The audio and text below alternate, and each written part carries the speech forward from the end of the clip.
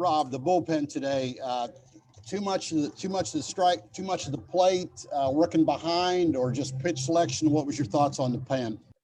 Well, it wasn't good at all today. I mean, it was certainly a disappointment, and it was just an amazing game for 5 innings. Our hitters did a great job against Nikhazy, took a lot of pitches from him. Chris Webber couldn't have pitched any better. Just felt like that last at bat to get off the field in the 5th inning took a lot out of him.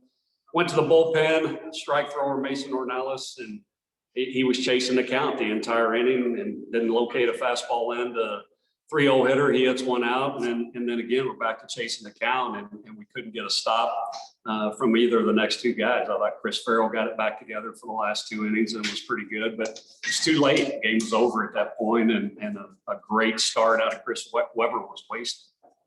Yeah, what about Webber though in the 5th inning? It looked like maybe he just hit a little bit of a walk. He was really breezing through the first 4 innings, as you mentioned. Then he had struggles in the 5th.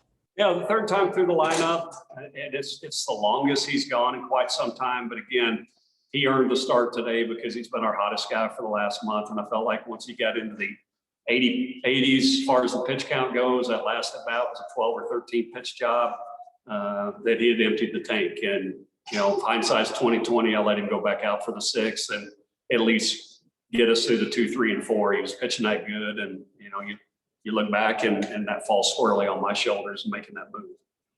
Thank you. Coach, how do you go about trying to stymie a high-powered offense like Ole Miss? Well, you got to be able to land secondary pitches and hitters' counts, and Chris Webber did that. Dustin Sines was able to do that after the 1st inning last night, and you know, certainly Chandler Josawak and Bryce Miller were able to do that. And if you can't do that, they're going to eat you alive. And you know, we proved that today in the 6th and 7th inning. And then, Coach, after the hot start, up 2-0 in the 3rd, Nikhazy settles in. What did you see from him on the opposite side, and what was he doing to slow down the bats? Well, I didn't think he was very good early in the game, but he is one of the best pitchers in the Southeast Conference and very competitive. We had taken a lot of pitches from him early in the game, and you know, once they came and scored a couple of runs for him and tied the game, you could see his competitive spirit come out a little bit in those later innings. And, you know, he ends up going 110.